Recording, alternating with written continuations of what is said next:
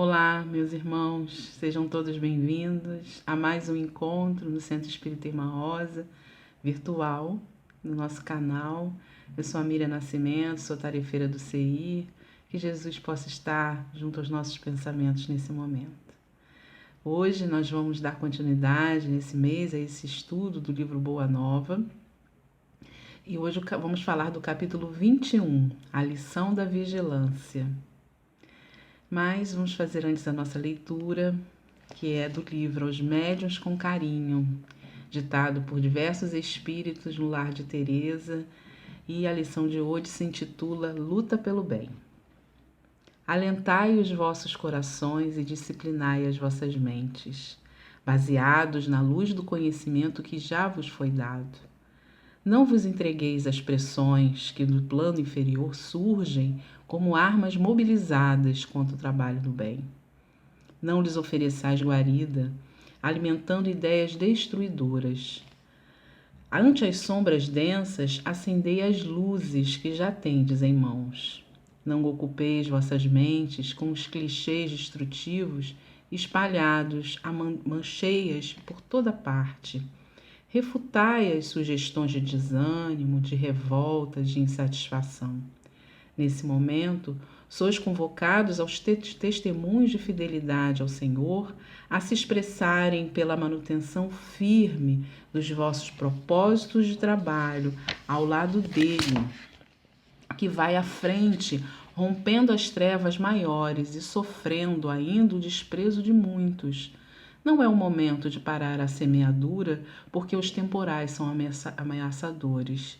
É hora de vos colocardes além das nuvens que se acinzentam os céus, para contemplardes acima delas o fulgor do sol, anunciando-vos que ele permanece inalterado, brilhando no zimbório celeste. Desertar nunca, fugir jamais. Prossigamos unidos, nós que vos prometemos a ajuda nesta luta, que já foi nossa no passado, e vós que prometestes vencê-la para dardes o passo de qualidade que vos garantirá a paz futura. Sede firmes, orai e vigiai. Silenciai vossos lábios, fugindo aos julgamentos precipitados, evitando assim a dispersão de vossas forças. Caminhai com Cristo e dele recebereis os louros de vossas imarcessíveis vitórias. Espírito Aurélio, vamos orar. Amado Mestre Jesus, espíritos amigos da casa da Irmã Rosa, aqui estamos agradecendo por mais esse encontro, agradecendo pela oportunidade de ainda encarnados estarmos estudando a doutrina espírita, que tanto nos esclarece, que tanto nos conforta.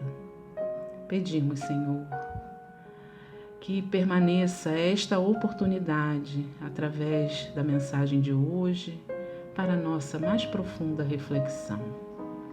E que assim seja. Meus amigos, a nossa lição de hoje, a lição da vigilância, é muito especial.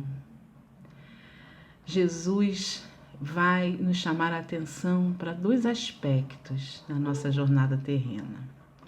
O primeiro aspecto que Jesus, nesse diálogo narrado por Humberto de Campos, junto aos discípulos, vai chamar a atenção é para a compreensão do verdadeiro significado da Boa Nova. E depois, num segundo momento, Jesus vai mostrar que a Boa Nova, bem compreendida, nos prepara para essa jornada como seres imortais, em busca do equilíbrio e da perfeição. Então, em um cenário belíssimo, em Cesareia de Filipe, Humberto narra que ocasionalmente esses discípulos se encontram e se reúnem, e Jesus então vai conversar com eles. É uma conversa em um tom de despedida, porque naquele momento, naquele período, Jesus começa a prepará-los para o final da sua missão. E nesse instante em que ali estão conversando sobre o futuro daquela missão, daquela mensagem que Jesus deixa para a humanidade. Jesus começa a fazer o processo de reflexão, de raciocínio, né? Que ele sempre convida aqueles discípulos, as pessoas, a raciocinar de forma muito didática sobre o propósito da vida. E ele então faz uma pergunta àquele público. Ele vai perguntar não com interesse de saber a opinião que as pessoas tinham sobre ele mesmo. Ele não estava preocupado, como nós muitas vezes ficamos preocupados, né? O que as pessoas pensam de nós, como elas nos avaliam, como elas nos veem. Mas ele estava realmente interessado em saber se a mensagem que ele deixou havia sido compreendida de alguma forma. E aí então ele faz uma pergunta. Ele diz: e que dizem os homens a meu respeito? Será que de alguma forma houve alguma compreensão das mensagens que eu preguei?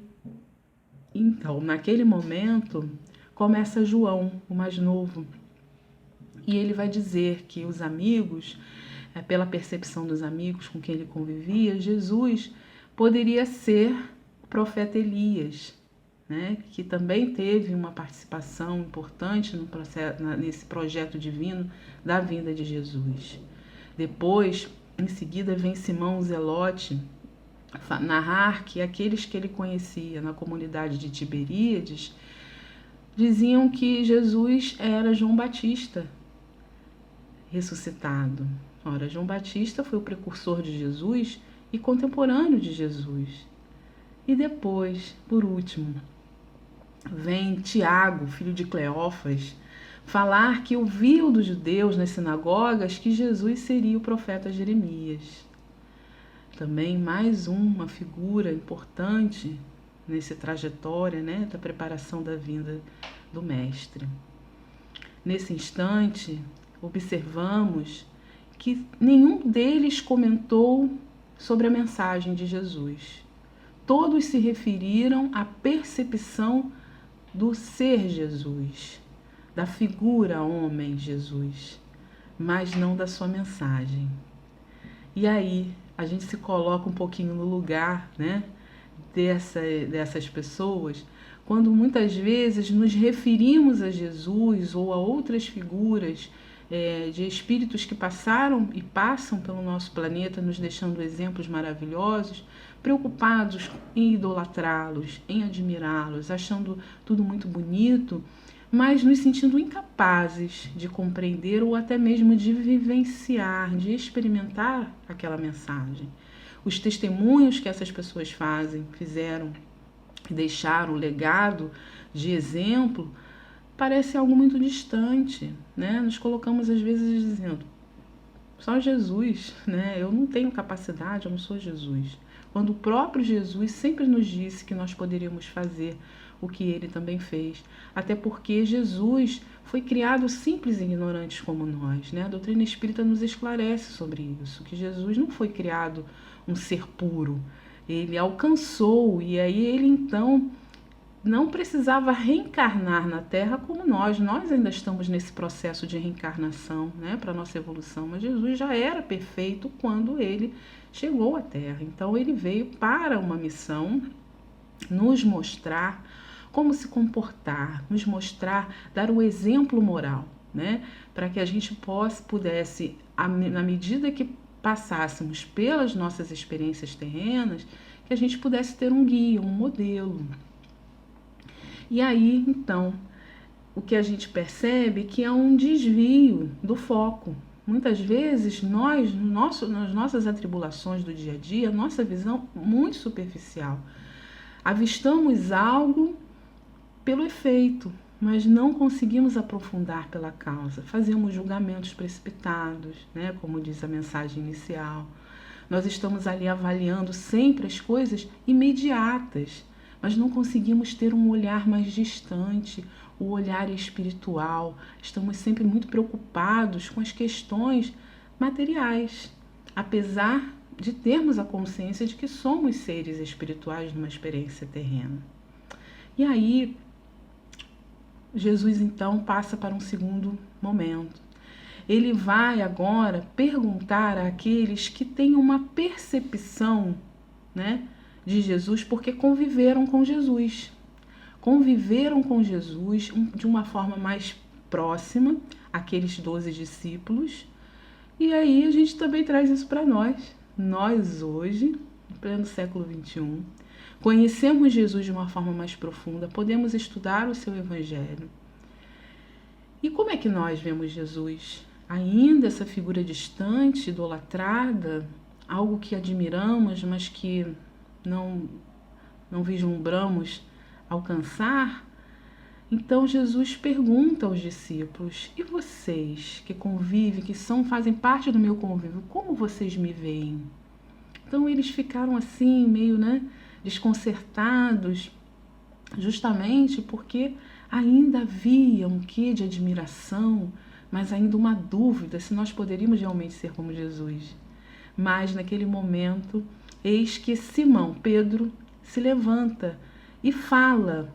Ele se manifesta inspiradíssimo e ele diz: Tu és o Cristo, o Salvador, o Filho de Deus vivo. E com aquela veemência, demonstrando fé, demonstrando compreensão, o pensamento de Pedro elevado, conectado ao olhar espiritual, aquele olhar que sai simplesmente daquela figura que todos já tinham visto. Ele vai na mensagem de Jesus. Ele consegue enxergar Jesus como esse missionário que deixou ali algo importante para nós. E aí Jesus vai falar: bem-aventurado sejas tu, Simão, porque não olhou com esses olhos da carne. Ora, como fazemos isso, né?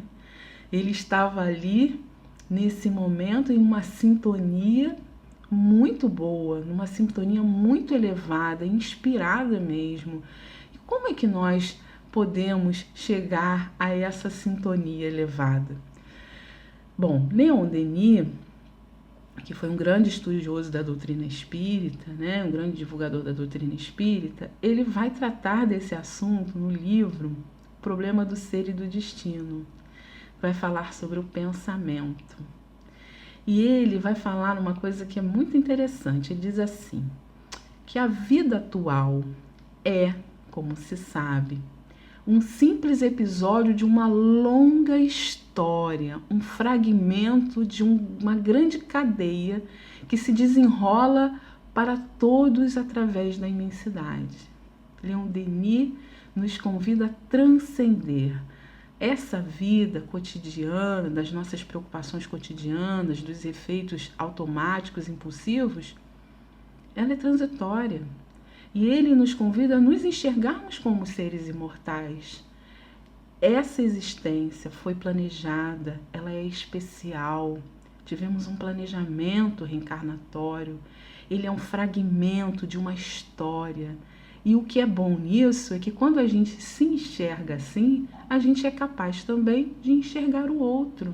E como isso vem facilitar, né, o nosso convívio, a forma como a gente se relaciona, como a gente vê o outro, e até poder entender um pouco mais as mensagens quando Jesus vai falar de perdão, vai falar de amor, amor aos inimigos, porque a nossa visão já não é mais o da carne.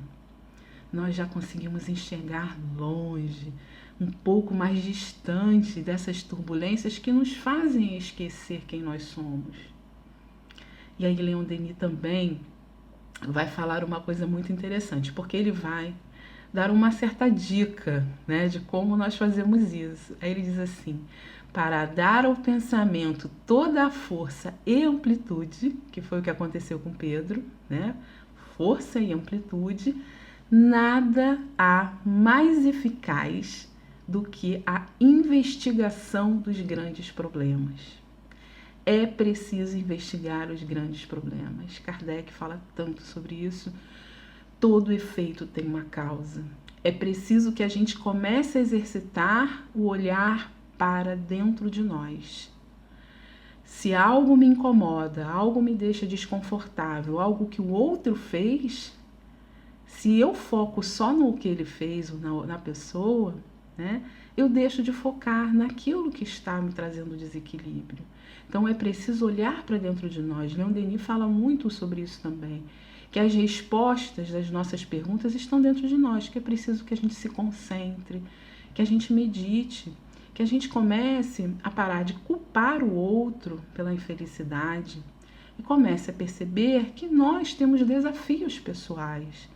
Kardec vai falar sobre a felicidade relativa. Ele pergunta: aqui sabemos que a felicidade não é possível, mas se a felicidade há a possibilidade de uma felicidade relativa, os espíritos respondem: a nível material é a posse do necessário e a nível moral, consciência tranquila e fé no futuro. Essas três estão ótimas para o período da pandemia, né? Posse do necessário, estamos tendo que rever tantas coisas, tanta forma de consumir, a forma dos nossos relacionamentos, a forma como queremos construir a nossa sociedade, uma sociedade mais justa, mais amorosa, que não usa mais a violência para solucionar os seus conflitos. A consciência tranquila, a certeza do que eu estou fazendo certo, porque quando todos estão fazendo errado, a gente às vezes quer fazer o certo e se acha que é totalmente que a gente está nadando contra a corrente, né? A crise, ela detona isso. Aquela história da farinha pouca, o meu pirão primeiro, né? Que ainda no momento de crise, a questão da sobrevivência muitas vezes nos leva a tomar atitudes que prejudicam outras pessoas. Mas estamos vendo o nosso lado, né? Com o desespero, com o medo da morte, que é algo natural, que vai acontecer com todo mundo e que naturalmente a gente também precisa se cuidar, precisa tomar os cuidados, porque talvez não seja a nossa hora de partir, né? Que ainda há uma responsabilidade, um compromisso com a vida. Então são tantas experiências, tantas coisas para a gente pensar, que nesse momento Jesus fala. Jesus agora, depois que Pedro fez essa reflexão mais profunda, né? E que a gente agora, com a ajuda de Leon Denis, também já começou a perceber como que o nosso pensamento pode avançar a partir da investigação dos problemas, a partir da reflexão. Ele então começa a preparar para a segunda fase, o segundo aspecto da nossa leitura de hoje, que é como a boa nova, como essa mensagem de Jesus vai nos ajudar na caminhada, na nossa caminhada como espíritos que evoluem. Ele começa a antecipar alguns fatos, ele começa a fazer alguns anúncios, porque eles estão falando do futuro, como é que vai ser a propagação dessa mensagem. Porém, depois da convivência com Jesus, o que a gente espera? Que o final seja feliz, na nossa concepção de felicidade. Só que Jesus começa falando que o final não vai ser tão feliz na nossa concepção, né? Ele vai dizer que o final da sua missão vai começar a partir, né? Quando ele voltar a Jerusalém, vão começar as perseguições. Ele diz: não tardará muito o escândalo que vai deixá-lo ali em malhas sombrias, que vai ali vai fazer cumprir o que estava escrito nas profecias, e que ele vai dizer que está escrito que eu padeça, mas eu não fugirei ao testemunho. E aí começa então a despertar naquela assembleia, daqueles 12 discípulos, uma certa dúvida. Filipe é o primeiro a perguntar: mas mestre, como pode ser isso? Né? Se o Senhor é o modelo supremo de bondade, então o sofrimento sempre vai ser o prêmio para quem decidir fazer o bem? E aí, realmente, a gente também se faz essa pergunta. Vale a pena fazer o bem? Vale a pena ser bom? Às vezes a gente faz o bem e a gente vê que o mal continua prevalecendo. E existem pessoas que aparentemente fazem o mal e se dão tão bem. E às vezes a gente é bom e as pessoas não valorizam, não é? Não passa isso pela nossa cabeça muitas vezes? É preciso compreender o que é realmente fazer o bem, né? Então ele vai dizer que dentro desses olhares surpresos, Jesus vai confirmar, vai relembrar, né? Meu reino não é deste mundo, não esperem glórias e triunfos aqui. Esse processo que o mundo está passando é um processo de aprendizado, onde haverá provas e expiações e momentos de grande turbulência. Então, não esperem que tudo que vocês façam, né? Porque o Kardec vai dizer que o mal é a ausência do bem. Aonde existe o mal é porque falta o bem. Então, muitas vezes nós entendemos que é preciso fazer o bem e nos utilizamos das ferramentas do mal. Nós queremos um mundo justo cometendo injustiças. Nós queremos um mundo de paz usando a metodologia da violência. Porque a violência ela não é só ativa, aquela que mata, que bate. É ativa, aquela que fere, aquela que desrespeita, aquela que não sabe ouvir, aquela que julga, que condena. E o acúmulo dessas violências passivas podem se transformar numa violência ativa. Então, nesse instante, Jesus chama a atenção para a sua missão. Deixa claro, eu vim para ensinar também a passar por esse momento. Não porque é um questionamento que seria justo Jesus passar por isso tudo. Ele fala, eu vim para juntar as ovelhas. Eu vim para atender aqueles que realmente não tinham luz no caminho. E eu preciso dar essa luz. Eu preciso prestar contas ao dono do rebanho, né, do que está sendo feito. Então agora, só porque eu sou Jesus, eu não vou passar por isso? Jesus era uma figura vista, uma figura que era uma ameaça para as autoridades. Ele reunia pessoas, as pessoas ouviam ele. Né? As pessoas questionavam algumas leis, começavam a falar coisas, e isso era uma ameaça para a autoridade da época. Então, aqueles que eram considerados figuras realmente perigosas, né, no sentido, na visão deles, eram condenadas, julgadas, torturadas e assassinadas. Então, Jesus poderia correr esse risco, sim, porque era consequência daquilo que ele estava fazendo, né? Agora, quando ele começa a reafirmar, ele diz assim, ele dá até um exemplo, né? Que, por exemplo, se eu estou vendo uma pessoa se afogar na praia, naquela tormenta, eu vou ficar desse lado daqui falando, não, fulano, olha, tá se afogando, você entrou aí, fica aí, força, nada. Ele fala, é necessário que a gente se jogue, que a gente vá lá ajudar, que a gente entre naquela tormenta junto com ele, que a gente consiga sair junto disso. Se não temos condições, a gente vai mínimo buscar ajuda, né? O que ele quer dizer com isso? Que não dá para depois de viver aquilo tudo, todas as experiências que ele viveu, no momento mais difícil de dar o testemunho, que ele simplesmente, como Jesus, peça a Deus que Deus tire ele daquilo, o poupe dessas consequências, né? Com a consciência tranquila. Jesus está com a consciência tranquila, ele tá certo de tudo que ele fez estava correto. Ele não precisava se defender disso, mas ele precisava fazer cumprir aquilo para nos ensinar como nos comportarmos mediante os sofrimentos, como devemos nos portar mediante esses desafios. Esse é o grande ensinamento, né, que ele traz aqui. Que é preciso a gente ter fé, que é para a gente confiar, ter serenidade. Aí, depois dessa fala, Pedro, que lá naquele primeiro momento estava com aquele pensamento elevado, ouvindo aquilo tudo, porque Jesus vai falar, vai narrar, que ele vai receber o fel e o vinagre, que ele vai ser arrastado, vai ser coroado com a coroa de espinhos. Pedro, zeloso, que amava Jesus como um irmão, ele chama Jesus, né, em particular, e fala, mestre, convém não exagerardes as vossas palavras, não podemos acreditar que tereis que sofrer semelhantes martírios. E aí ele faz uma pergunta que a gente costuma muito fazer. Ele vai falar, onde estaria Deus com a justiça dos céus? O Pai é injusto? Nós fazemos essa pergunta muitas vezes. Nós, às vezes, nos perguntamos por que isso está acontecendo comigo. Nós até falamos em sorte e azar. Kardec vai trabalhar sobre esse conceito de Deus, a ideia de Deus na Gênese, falando sobre os atributos da divindade, Deus soberanamente justo e bom. Então, não há o azarado e não há o sortudo, porque Deus não dá os privilégios, né, para um e para outro.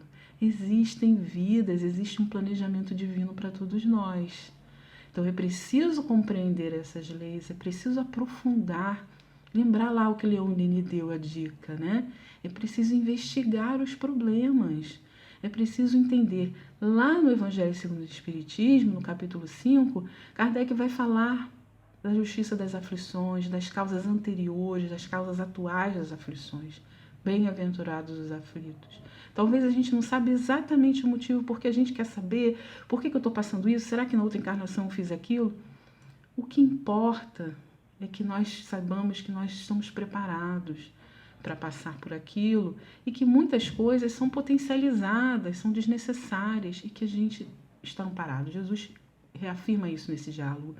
Nós não estamos sozinhos, nós estamos amparados, nós temos suporte, seja no mundo espiritual, seja aqui no mundo terreno, nós estamos amparados, mas muitas vezes estamos desconectados, desesperados, entediados, nesse momento em que muitos de nós estamos ainda tentando aceitar a situação da pandemia, a revolta, a insatisfação, o tédio, a falta de perspectiva, o que vai ser do futuro, estamos com medo, preocupados excessivamente com a questão material, estamos desperdiçando as nossas forças, como disse o Espírito Aurélio.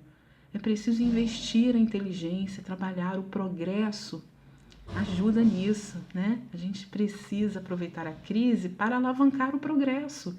Hoje estamos ouvindo o desenvolvimento da tecnologia. Olha quantos de nós está aqui usando a tecnologia, aprendendo tantas coisas. Mas não basta só o desenvolvimento tecnológico, o desenvolvimento material. É preciso que neste momento a gente aproveite para o nosso investimento espiritual. É o momento do progresso espiritual de uma forma muito pungente. É hora de investigar os nossos problemas. É hora de olhar para dentro e avaliar por que eu me irrito tanto, por que eu tenho tanta dificuldade de perdoar, por que eu tenho tanta facilidade de aderir ao rancor. Né? É culpa do outro que causou o rancor?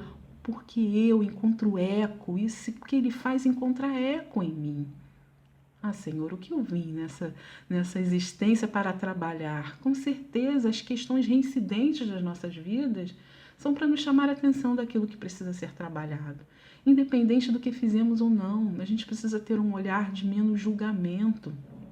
Muitas vezes a gente acredita, olha para uma situação e faz um julgamento, né? E Jesus até fala isso, para a gente ter esse cuidado de, na hora de auxiliar aquele que está se afogando, não ficar lá, poxa, por que entrou no mar? Para que eu fui entrar no mar se não sabia nadar? Né? Ao invés de ajudar, simplesmente. Então, eu lembro de uma história de um médico que também era espírita e que ele narra que no hospital ele viu uma criança com paralisia cerebral, ele era totalmente dependente. E ele olhou para aquela criança e falou, meu Deus, o que será que esse espírito não fez para passar por esse sofrimento? Porque era muito sofrimento, a criança sofria muito. O que será que esse espírito não fez na outra encarnação?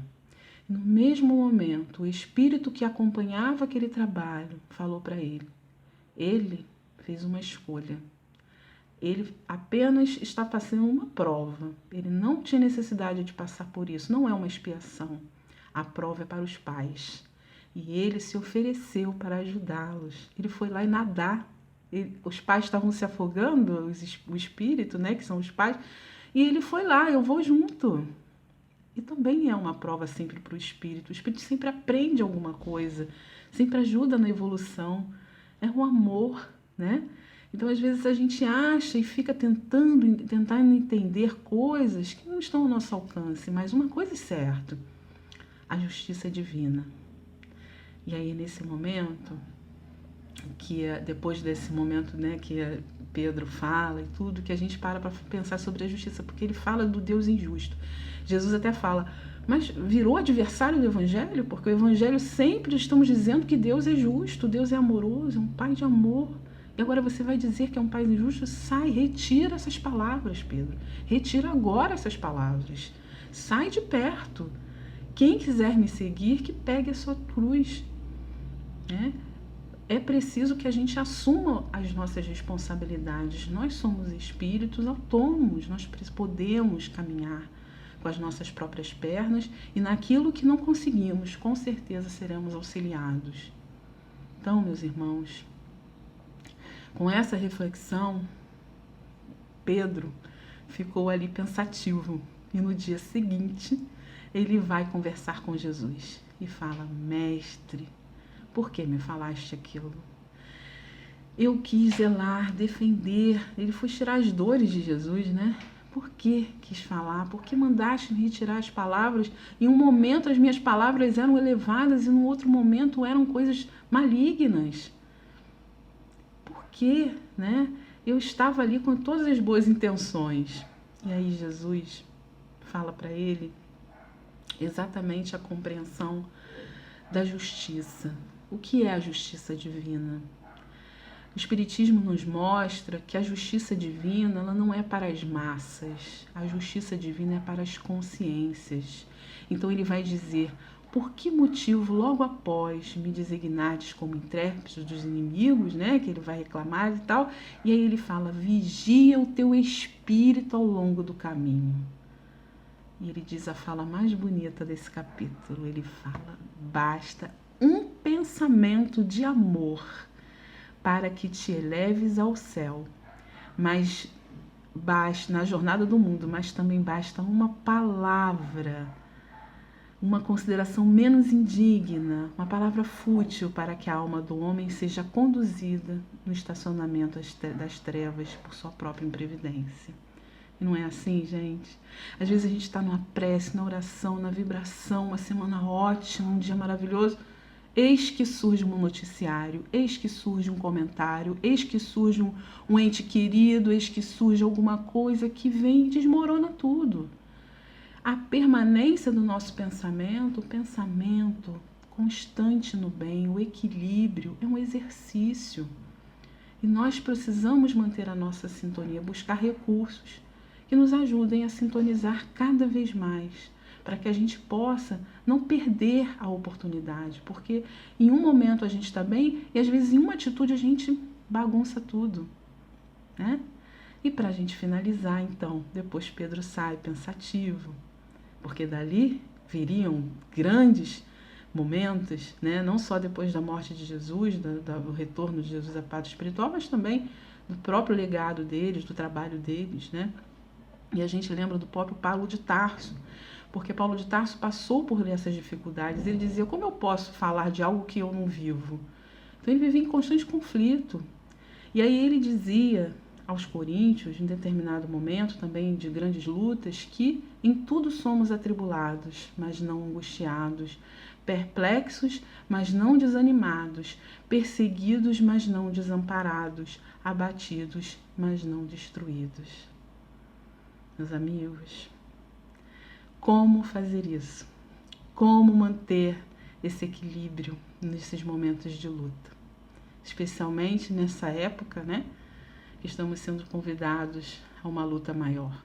Kardec faz uma pergunta exatamente falando sobre isso. Como fazemos para conseguir manter esse equilíbrio, para lutar contra essas questões que estão sempre nos deixando abalados? Aí ele lá na questão 919 do Livro dos Espíritos, ele pergunta: qual o meio mais prático, mais eficaz que tem um homem de se melhorar na vida e de resistir à atração do mal? E os espíritos respondem: um sábio da antiguidade vos disse: conhece-te a ti mesmo. Possamos aproveitar esse momento que estamos vivendo para o autoconhecimento, buscar mais dentro de nós do que fora, olhar mais para os nossos potenciais, assim como também para aquilo que precisa ainda ser trabalhado em nós. Meus amigos, encerramos aqui as nossas reflexões. Vamos agora ficar com a nossa prece final, que será feita pelo companheiro Alberto. Muito obrigada e desejando muita paz a todos. Vamos então, fechando os nossos olhos físicos, abrirmos os olhos da alma e desta forma encontrarmos os olhos misericordiosos de Jesus, irradiando uma beleza indefinível. Visualizamos em seguida o seu rosto, emoldurado pelos seus cabelos sedosos, irradiando luz em nossa direção. Contemplamos o seu sorriso, que nos envolve num misto de energia e bondade.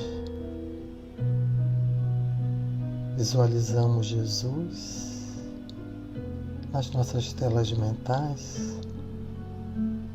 Ele estende as suas mãos para nós e nós as tocamos.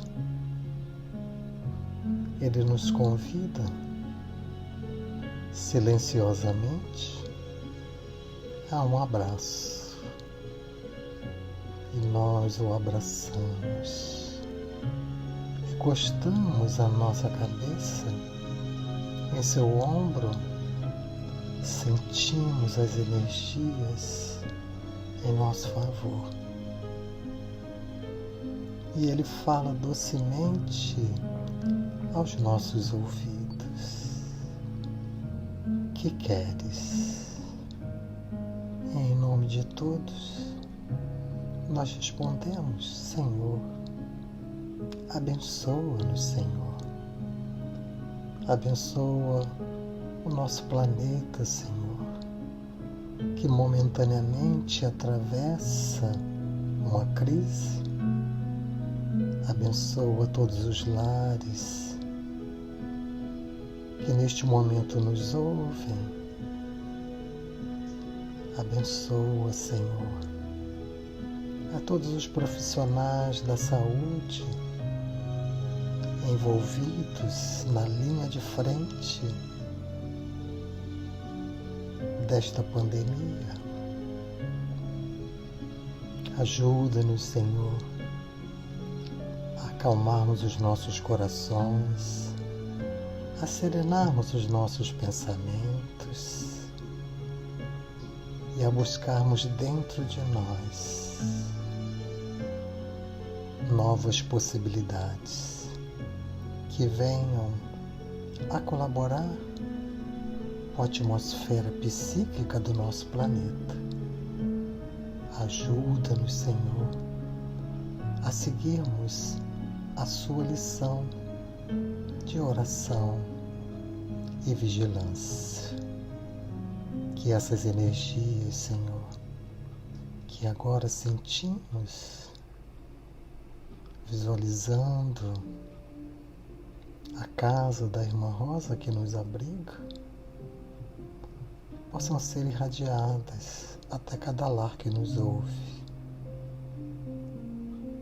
penetrando em cada compartimento, envolvendo a todos os familiares, trazendo a paz, trazendo o amor, Senhor. E por fim, Mestre amado, nós ainda lhe rogamos, abençoai-nos, Pai amado, protegei-nos eternamente, iluminai nosso caminho, clareai a nossa mente, tornai-nos dóceis, Senhor, tira-nos toda vaidade, fazei-nos simples, irmãos, fortes em fé e verdade. A vossa bênção é amor, é bálsamo para o sofredor, é força, resignação. Dai-nos, pois, ó Pai bendito, Senhor de todo o infinito, a vossa imensa proteção, e que essas águas, Pai amado, possam guardar a vossa luz, sendo elas frutificadas pelo divino médico Jesus. Muito obrigado, Senhor, pela frutificação das águas em cada lar que agora nos ouve. Que a sua paz, que o seu amor, Senhor, possa fazer morada em nossos corações. Que assim possa ser, com a graça de Deus. Graças a Deus.